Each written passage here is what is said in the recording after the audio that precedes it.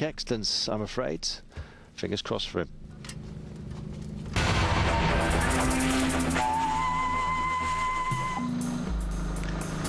So it was a very, very, very early start. 3 o'clock in the morning. Yeah, that's right. Had to be up very bright and early. Bright? There was no sun in sight. Cyril Desprez saying it's tough for us. But think about the amateurs as well, he says. Bikers always complain. I slept well in my tent, had an excellent bed. Well, for those who have mechanics to sort themselves out, they got a reasonable long night's sleep. But 3 AM start, tough on absolutely everybody. Yesterday saying good morning. And Castor saying, well, we've had a little sandstorm here. Seems to get everywhere, he says. Expecting a tough day. So the sandstorm was blowing in. There was dust everywhere. He was absolutely right. Then the rain started. And when that's mixed with rock dust, yeah, rock dust, and sand, it makes kind of like a concrete. Yeah, and if it spatters up, it sticks to everything that you've got. Privateers packing up their little boxes here.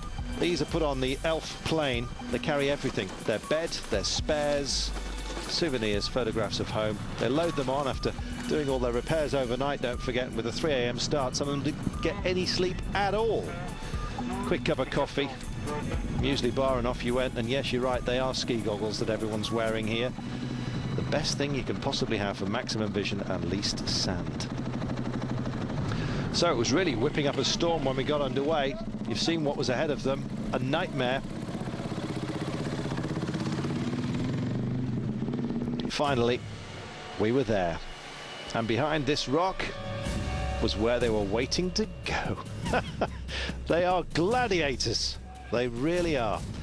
And we salute them every single day when they come in. Amazing. So time to fill up. And as you can see, the liaison provided that stuff that I was telling you about. I can't really call it, I don't really know what to call it, but it went on like plaster of Paris.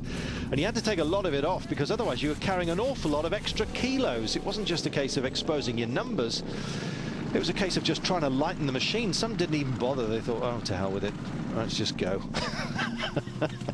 Others a little bit more meticulous. Radiators, of course, when they get blocked with this kind of stuff, doesn't do them any help whatsoever in cooling down. The spray say was really surprised. A little rain on the road, a little. Bikes, well, bikers were not scared, but we arrived in something of a mess. Looks like we've been riding through the Auvergne or something like that. Clean-up operation continued. Coma finally getting himself ready to go. Very difficult liaison, he says. A lot of rain made the terrain really tricky. The bike was full of mud, and I had to clean the radiator, change the brake pads. We're completely used up, he said, mentally and physically already. Giovanni Sala was also there, trying to just get a bit of mud off the Gladiator. Well, he cleaned the radiators. In 10 years, he said, I've never seen such water and mud on the Dakar. The bikes are a bit damaged, especially the radiators, and we're waiting. Let's just get to Mauritania, he says. Well, with that aerodynamic nose, he's likely to get there quicker than most. He's a great lad, Giovanni Sala. Total comedian. Absolutely focused on his task, though. And look at this. Helder Rodrigo, Portugal. That was his back tyre after the liaison, before it even started. Well, Pedro Bianchi Prata, fellow Portuguese, did the honourable thing. Gave him his back wheel, and he was going to wait for the service truck. He let Helder Rodrigo get off there, and Helder finished 7th today. I imagine he'll be buying Pedro Bianchi Prata quite a few beers at the bivouac. They're not expensive. In fact, they're free. Look at this. How tough does the Dakar have to get when liaisons end like this? Never mind specials. Phenomenal.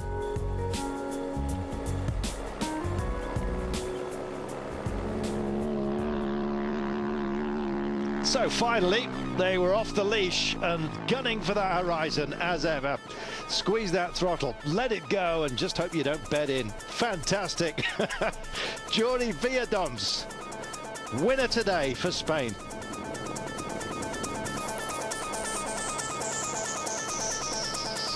Villadoms' first stage win. He knew every single inch of the terrain. He'll be reliving it probably for the rest of his life. Tremendous effort he went through today. Stunning. Look at him fly. 3 hours 45. Everyone was just trying to keep up with him. Mark Como was also in the frame out there today.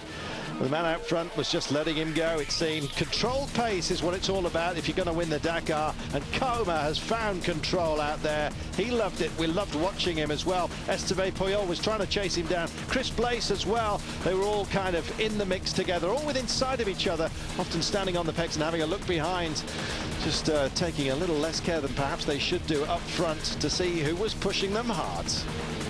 Como wearing number 1. Blaise with 9.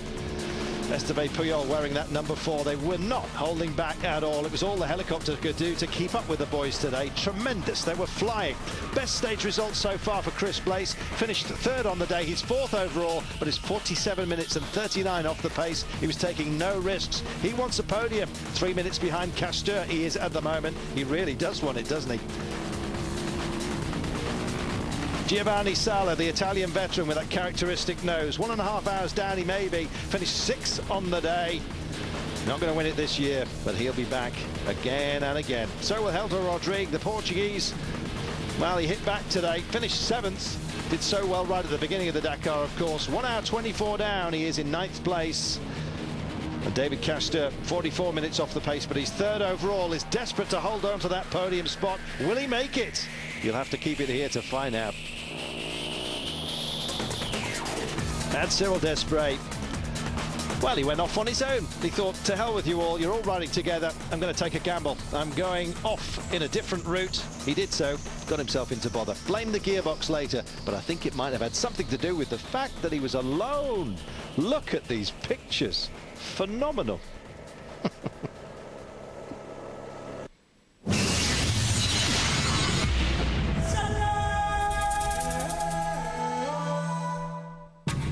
So Jory Villans finishing ahead of Mark Como, Chris Blaise and Esteban Puyol, with Verhoeven in 5th place. A great result there for the Dutchman. Tremendous riding. I can tell you that Stefan Malone is the lead Brit home for us, finishing 88th today. 104th was Colin Askey, ahead of Ian Myers. This is Jordi Vierdoms. He said, well, in a complete stage at the beginning. It was very fast, flat, and I'm absolutely delighted to have actually won one. Well, we're delighted to see you there, mate. Fantastic. Sand and stones at the last part. It was not an easy stage. Just keeps it balanced. Tough physically, he said, and Como echoed those thoughts. He said it was special with a lot of off-road. I was at the front together with Esteban Puyol. Well, things went pretty well. Difficult stage, first in Mauritania, but he leads overall, and he's extended that lead by finishing 2nd today. Esteban in 4th. It was fine. I had a good time. I enjoyed it. The liaison was harder than the special. I mean, more chances of accident, but it was real interesting. Just it rained this morning, and we had a bunch of mud, and I mean, the whole liaison out was pretty interesting. Well, as they're saying, it was a difficult stage out there, surely. You shouldn't have to go through this sort of thing. Visibility not good. The weather, absolutely awful.